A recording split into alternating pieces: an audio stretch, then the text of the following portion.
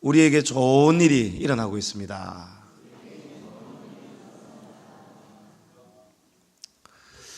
지극히 작은 일에 충성하라. 제 친구 중에 하나가 PC방 사장님입니다. 친구 와이프는 병원에서 간호사로 일을 하고 있고, 그래서 온 집안 분위기가, 아빠는 PC방 사장이니까 집에서도 좀 즐겨서 게임을 하는 편입니다. 그리고 엄마는 하루 종일 병원에서 스트레스 받고 왔으니까 집에 와서 책을 읽는다든지 그런 게 없고, 뭐 TV를 본다든지 아니면 남편하고 같이 컴퓨터 영화를 본다든지 그렇게 합니다. 근데 이 아이들이 학교 갔다가 오면은, 제가 초등학교 1학년 즈음부터 걔네들 친구 아이들을 봤는데, 학교 갔다 오면 딱 몸에 빼어 있어요. 딱 숙제 먼저 하고 오늘 배웠던 거 보고 복습하고 그래 공부를 하는 겁니다.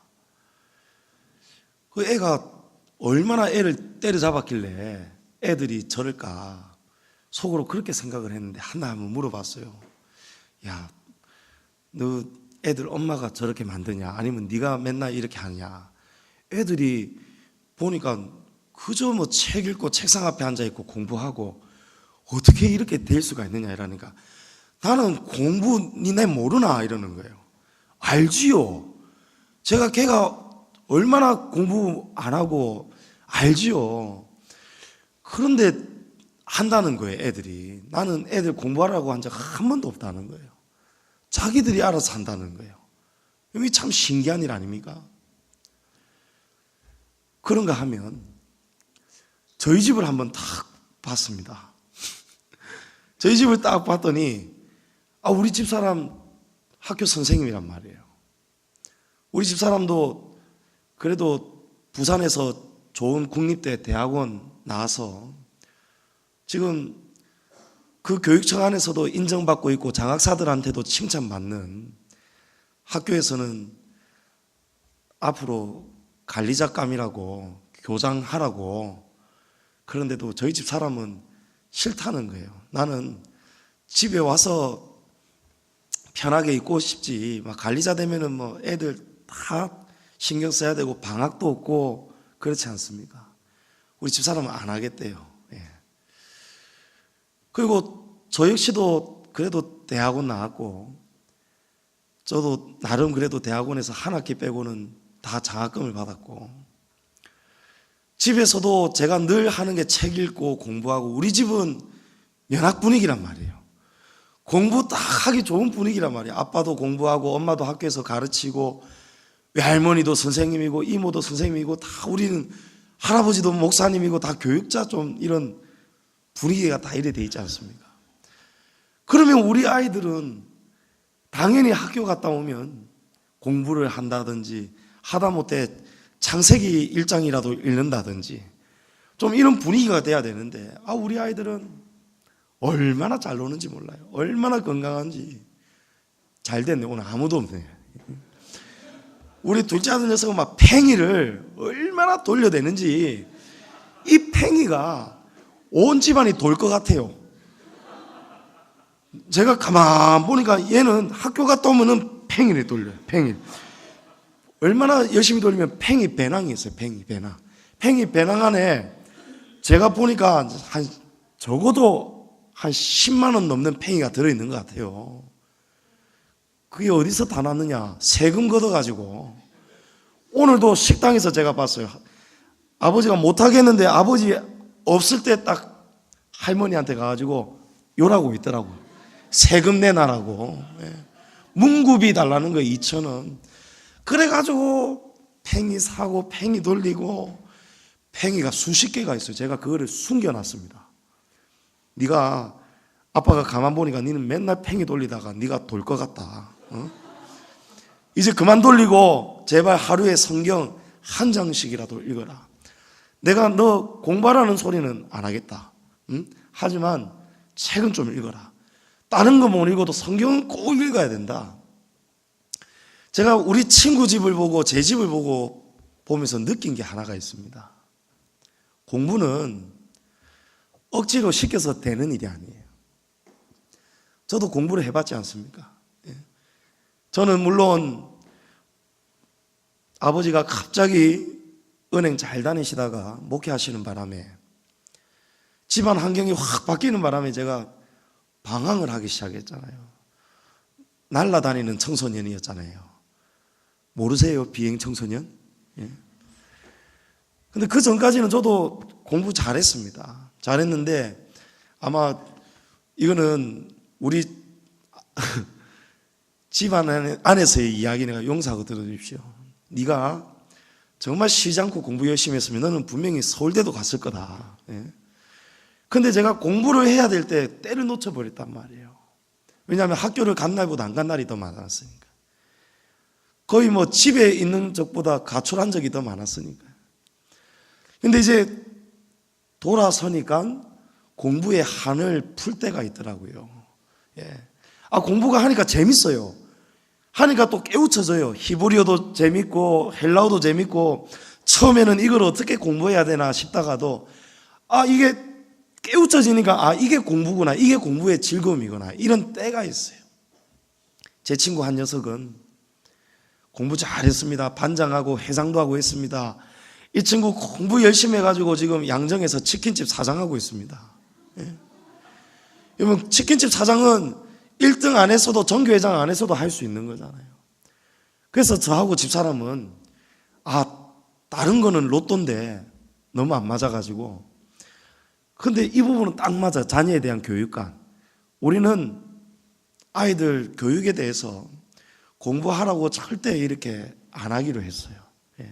대신에 기본, 학교에서 선생님 수업 시간에 말씀 잘 듣는 거, 숙제, 준비물 챙겨가는 거, 이것만큼은 철저하게 막 회초리 들고 뭘 합니다. 제가 왜 이런 이야기들을 늘어놓느냐 하면, 우리 막내 녀석이 어느 날 커서 뭐가 되겠느냐 물어보니까 마트 사장이 되겠다는 거예요. 마트 사장. 보통의 부모 같았으면은 아이고 이 녀석아, 니 무슨 지금 마트 사장이냐? 네가 커서 선생님이 될 수도 있고 의사가 될 수도 있고 전부 다 그런 꿈을 가지고 있잖아요. 그런데 우리는 잘했다.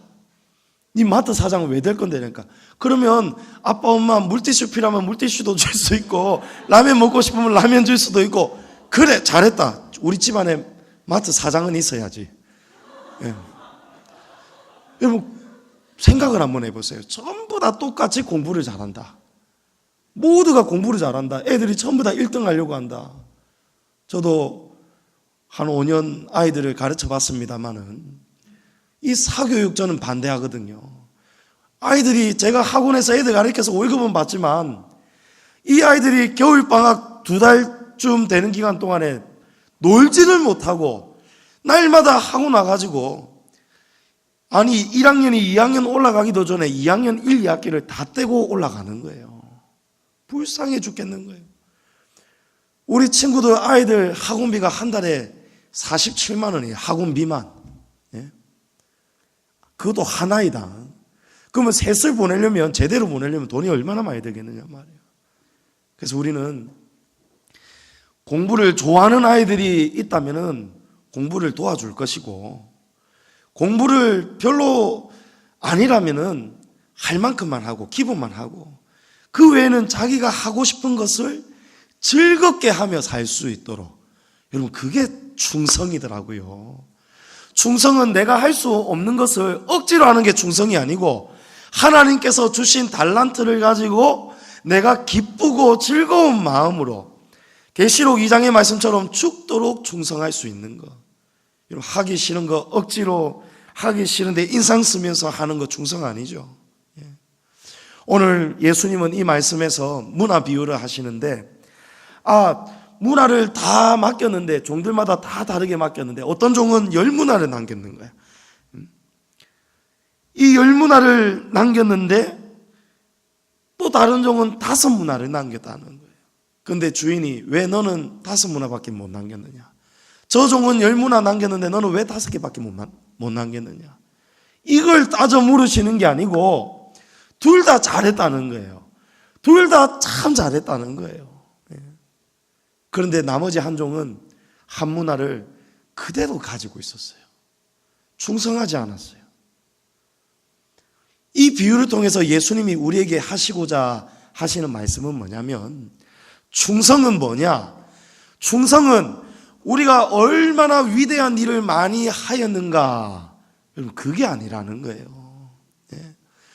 우리가 얼마나 대단한 일을 많이 했는가, 많이 남겼는가, 그게 하나님의 관심이 아니라는 거예요. 하나님의 관심은 우리가 할 수 있는 것을 얼마만큼 열심을 내어서, 대신에 목적은 달라야겠죠. 목적은 하나님의 나라와 교회를 위해서 우리가 하나님이 주신 것으로 얼마나 잘하였는가, 충성하였는가, 우리가 주님의 교회를 위해서 얼마나 많은 큰 일을 하였는가, 그게 아니라는 거예요. 10문화든 5문화든 다 칭찬을 받는다는 거예요. 하나님은 오늘 우리에게, 우리가 여기서 좋은 대학 나오고 높은 지위를 많이 누리고 소위 말하는 엘리트가 되어서, 그래서 교회에서도 아주 엘리트 성도가 돼가지고 존경받고 사회로부터 존경받고, 그것이 우리가 천국에 가서 무슨 소용이 있겠느냐 말이에요. 그러나 거지 나사로처럼 그런 아주 낮은 곳에서 많은 천대를 받으면서 살았어도, 우리가 하루를 살아도 주님을 위해서 무엇을 하고 살았는가, 할렐루야. 여러분, 그것이 우리에게는 남는 것이다. 공부 아무리 열심히 해가지고 종교회장을 해서도, 치킨집 사장을 해가지고 그게 자기에게 행복하다면, 그 아들을 둔 부모는 치킨집 하는 아들을 응원해줘야 되는 것이 응당 아니겠습니까? 내가 너를 어떻게 키웠는데, 내가 너를 위해서 학원비를 대주고 어떻게 키웠는데 네가 지금 고작, 여러분, 직업의 기천이 어디 있느냐 말이에요. 직업은 다 귀한 거 아닙니까? 직업은 자기가 얼마만큼 사랑하고 감사하느냐가 중요한 거 아니에요. 남들이 천하다 여기든 그게 중요한 게 아니고, 자기가 자기의 일을 사랑하고 귀하게 여긴다면 그 사람은 성공한 인생 아니겠습니까? 우리가 교회에서 작은 일에 충성하는 거예요. 목사가 되고 장로가 되고 반주를 하고 눈에 보이는 큰 일을 하고 중직을 맡고 회장을 맡고, 여러분, 그걸 하나님이 그것만을 기뻐하는 게 아니라는 거예요. 오히려 하나님은요, 어떤 분이, 그런 분들 종종 있지 않습니까? 하나님의 특별하신 은혜로 천국도 다녀오고 지옥도 다녀왔다는 분들, 그런 분들이 천국 가서 깜짝 놀랐다는 거예요. 천국에 있을 줄 알았던 사람이 천국에 없어서 깜짝 놀랐다는 거예요.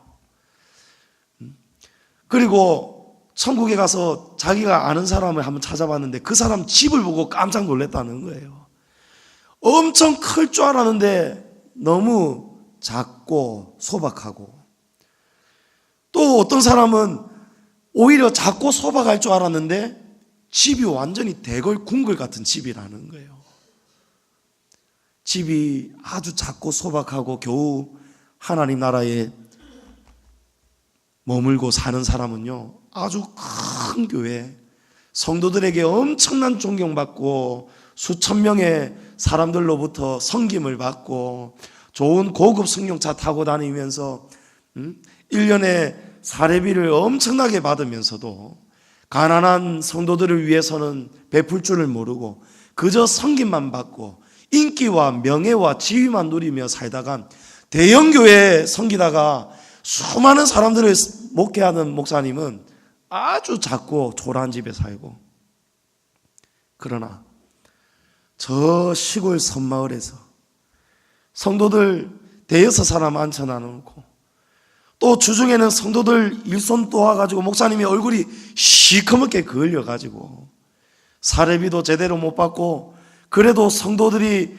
날마다 목사님 쌀 좀 드세요, 뭐 좀 드세요, 농산물 가지고 와가지고 성도들의 사랑을 먹고 이름도 없이 빛도 없이 이 땅에서 충성하다가 작은 교회를 평생 섬기다가 남들처럼 제대로 살아보지도 못하고 누려보지도 못하고 그렇게 살다가 하나님 나라에 갔더니 하나님은 이 이름도 없고 아무도 모르는 이 이름 모르는 이 시골 목사님에게 하나님은 착하고 정선된 종아 하시면서 그렇게 이 땅에서 누려본 적도 없었던 대걸 같은 궁궐 같은 집을 평생이 아니죠, 영원 무궁토록 하나님이 누리라고 주시더란 말입니다. 사랑하는 성도 여러분, 하나님은 너희 오늘 몇 문화 남겼느냐, 너희 오늘 교회 대청소하는데 얼마나 땀을 쏟았느냐, 얼마나 큰 일을 했느냐, 그게 아니란 말이에요. 어떤 사람은 땀 흘리고 싶어도 땀을 못 흘리는 사람이 있어요. 그죠, 노덕교 집사님? 제가 그래서 미리 지금 도와주는 거예요. 노덕교 집사님은 겉으로 보면 멀쩡합니다. 아니 앞에 찬양인도 할 때 보면은 저런 사람이 허리가 아픈 사람이 맞는지 도무지 제가 엑스레이를 못 봐서 믿을 수가 없는 거예요. 그런데 노덕교 집사님은 찬양을 할 때는 땀을 뻘뻘 흘리는데 무거운 짐을 들 때는 땀을 흘릴 수가 없는 사람이란 말이에요. 잘못 사용하면 이게 허리가 큰일 난단 말이에요. 등에 크게 째가지고 큰 수술을 예전에 받으셨다는 거예요. 그러면 하나님은 왜 너는 교회에서 무거운 짐 나를 때 가만히 복대 차고 앉아 있었느냐? 하나님이 그런 분이 아니란 말이에요. 하나님은 우리의 마음의 중심을 보신단 말이에요. 나도 돕고 싶은데, 그런데 할 수 있는 게 있고 할 수 없는 게 있단 말이에요. 공부를 잘할 수 있는 아이들이 있고 공부를 잘 못하는 아이들이 있다는 거예요. 그래서 아이들 달달 볶지 마십시오. 그 아이가 무엇을 사랑하는지, 이 아이가 이 땅에서 하나님을 찬양하고 하나님을 노래하고 이 땅에서 자신에 대한 가치를 깨달으면서 기쁘고 즐거운 일을 하면서 하나님께 영광을 올려드릴 수 있는 그런 자녀로 여러분 키우시기를 축복합니다. 또한 여러분도 그동안에 여러분이 제대로 누리지 못하고 살아왔다면 주님 안에서 충성된 삶을 누리시기를 축복합니다. 오늘 예수님은 23절에 내가 이혼을 남기려고 너희에게 이런 일을 맡긴 것이 아니다. 예수님은 계산하는 분이 아니라는 거예요. 하나님께서 원하시는 것은 지극히 작은 일에도 우리가 하나님을 사랑하고 교회에 얼마나 충성하였는가, 얼마나 위대한 일을 하였는가가 아니고 얼마나 우리의 마음과 몸과 뜻을 다해서 주님을 사랑하였는가. 에베소서 1장 23절에 교회는 그의 몸이라고 합니다. 여러분, 교회가 우리 주님의 존귀하신 몸입니다. 그래서 오늘 우리는 이렇게 봄맞이 대청소를 하는 것입니다. 주님의 몸이기 때문에 우리가 돌보고 아껴야 되는 거예요. 오늘 제가 듣기로 우리 찬양대원들이 다음 주 부활절 칸탄타 연습하셔야 되죠. 그래서 제가 그 이야기를 듣고 시간을 원래 2시에 시작하려다가 30분을 더 당겨버렸어요. 최대한 서로 협력하고 돕기 위해서. 하지만 그럼에도 불구하고 대청소 끝나고 나면은 피곤한 시간이란 말이에요. 그러나 그 시간에 여러분 기뻐하시고 충성하시기를 바랍니다.